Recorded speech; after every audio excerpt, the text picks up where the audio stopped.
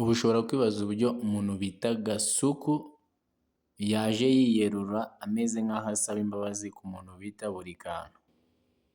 Tujye twemera aba basani nibo bamaze kugira indasitiri umwanda neza neza. Umva amagambo yahise yivugishwa. Hari ukuntu njya nkunda abantu bo muri social media.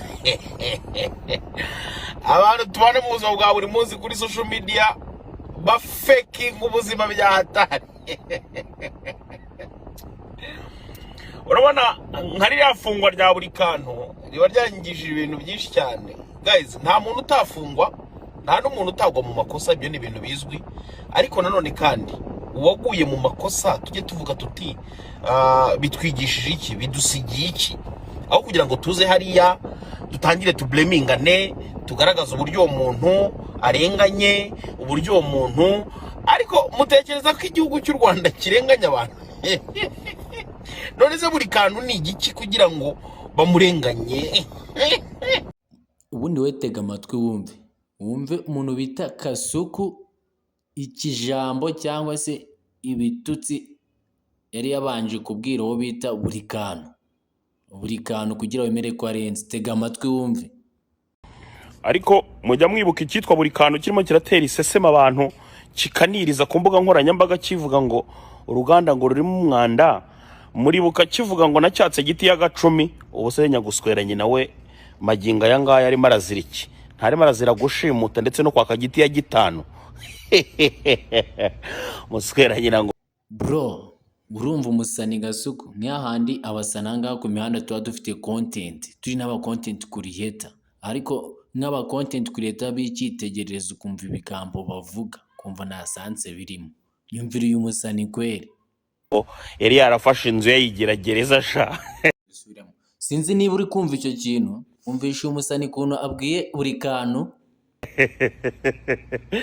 No, icyitwa Bosco Empire nacyo ni igicuyi kiragaswera.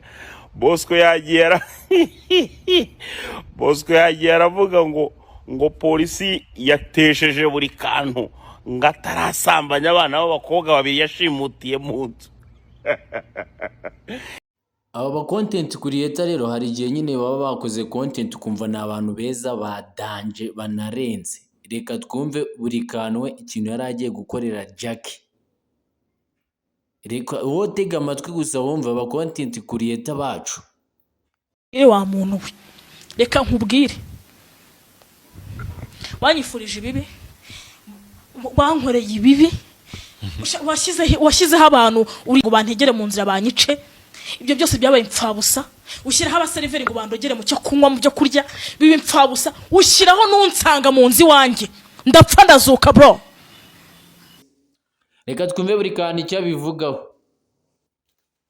Abantu bo bagize indasitiri umwanda.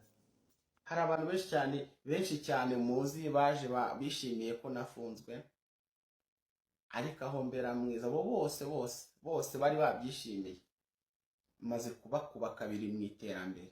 Bishatse kuvuga ngo abantu batuvuga naberekana abantu twasize.